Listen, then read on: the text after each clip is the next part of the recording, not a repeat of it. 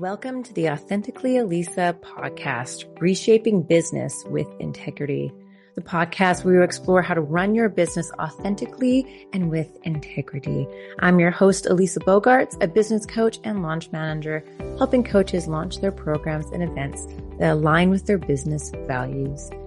Together, we'll uncover the secrets to building a successful business without sacrificing morals, ethics, authenticity, or heart.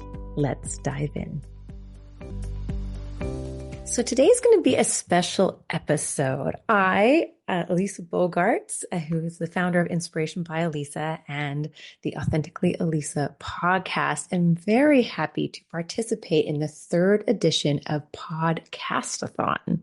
It's a very cool event where for 1 week, and in 2025 it was March 15th to the 21st, more than 1,000 podcasts will highlight a charity of their choice. And today I have the pleasure of speaking about two charities that are very close to my heart. That is the Canadian Cancer Society and the BC Cancer Foundation. Have you heard of Podcastathon? A little bit of a tongue twister.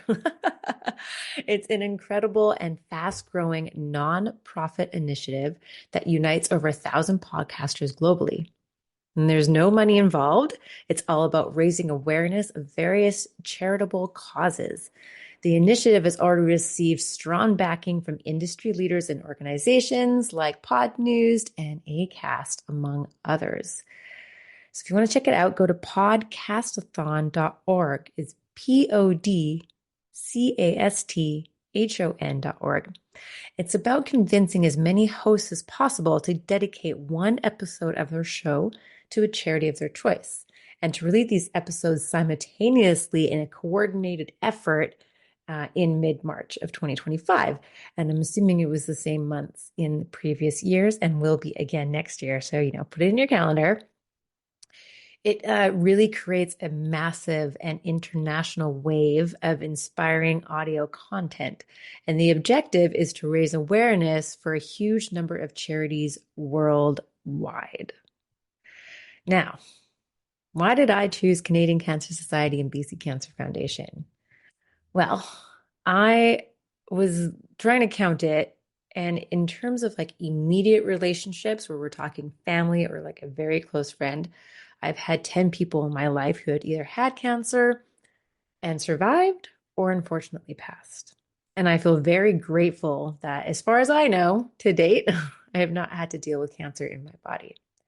However, I do now know that for the people in my life who did suffer with cancer, if they were in Canada, they received amazing help from these two organizations, the BC Cancer Society, Canadian Cancer Society and BC Cancer Foundation. And I'm really, truly grateful to them for the support that they provided my friends and my family and those people that were very close to me. Because, when you're in a situation like that, when someone in your life has cancer, having organizations support you is truly a blessing. And I remember how kind the BC Cancer Foundation was to me in providing free care to my grandfather who had cancer. And I'm not sure if I know probably many of you know that I lived abroad for 11 years, traveled 53 countries and all that exciting stuff. And back in 2016, I moved home. And just to kind of give you a backstory of how it kind of came to be with my grandfather. So I was in a bit of a crossroads in my life where I was working as a project manager and I was living in London, England. And it was quite funny. So my job was moving people around in different offices, and we were moving people out of London into other cities and then kind of shutting down some buildings, trying, because the company sort of realized that the buildings that they have are some of them are half empty. So let's fill them up.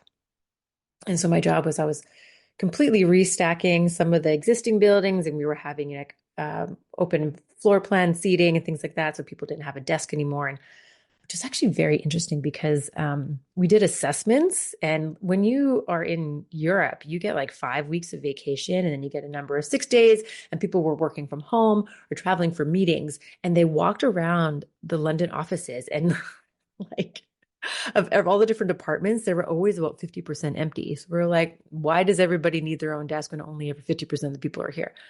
And so we kind of like gave each department less desks so we could fit more people into the buildings and did all this crazy stuff. And in doing so, my department and my job was being moved to another city.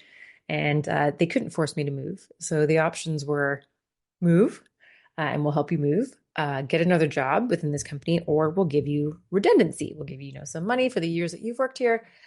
And by that time, I had been living abroad. I guess it was for 10 years because they give you about a year's notice. And I was like, huh.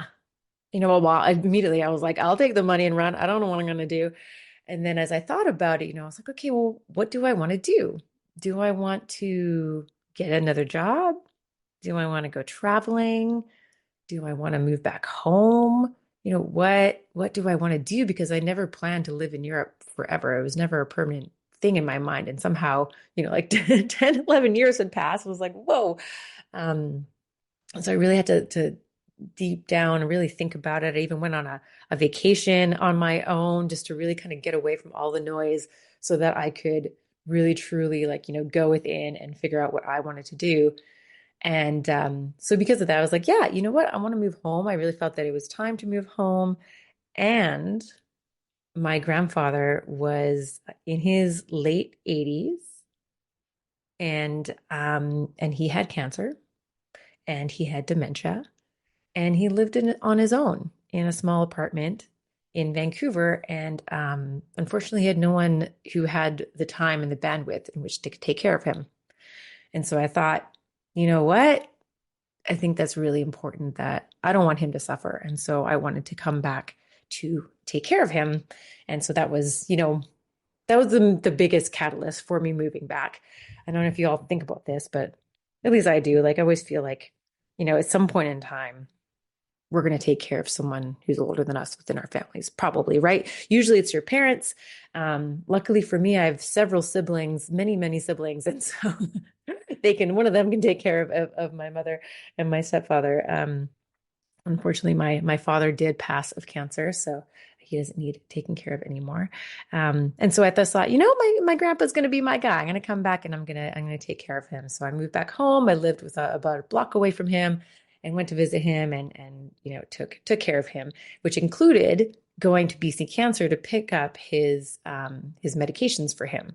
And they were always so incredibly kind to me. And I just thought it was pretty amazing of them. They made it just such an easy thing. I think that with the other family members that I had, like either, if it was a friend, their family was kind of dealing with that side of it.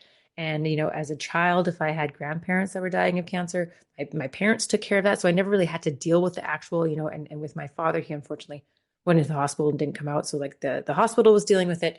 And so this was the first time I really had to go and actually like directly deal with like getting someone medication who's not hospitalized and isn't progressively dying of it. And so they were, incredibly kind to me and super supportive. And I really, really, really appreciated it. When you kind of go there and you're like, ooh, like what's this going to be like? And it's sort of not the best situation. And just to have very, very kind people greet you and help you out was just amazing. So that was it for this very short special episode. I just wanted to highlight these two organizations for their amazing work and share a little bit about my history with them.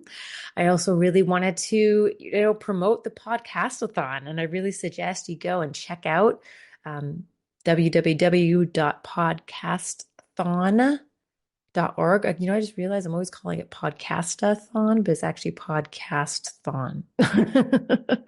Podcast, I don't know. Podcasthon.org, and discover hundreds of other associations and through the voices and talents of other amazing podcasters. You'll learn about their organizations around the world and all the good work that they are doing. And you'll probably discover some new podcasts too that you might just absolutely fall in love with. If you're a podcast listener, and but too, there's some out there that you don't know about yet that might be amazing to start subscribing to. And yeah, again, if you enjoyed this episode and maybe would like to learn a bit more, please visit www.podcasthon.org to learn more. Thank you, and I will see you next time. Thank you so much for listening to this episode. I hope it inspired you to live a more authentic life. I'd love your help in inspiring more people to live authentically, so please follow, rate, and leave a review so we can create a ripple effect of authenticity. Until next time, stay true to you, be bold, and thrive on your own terms. This is Elisa, signing off authentically.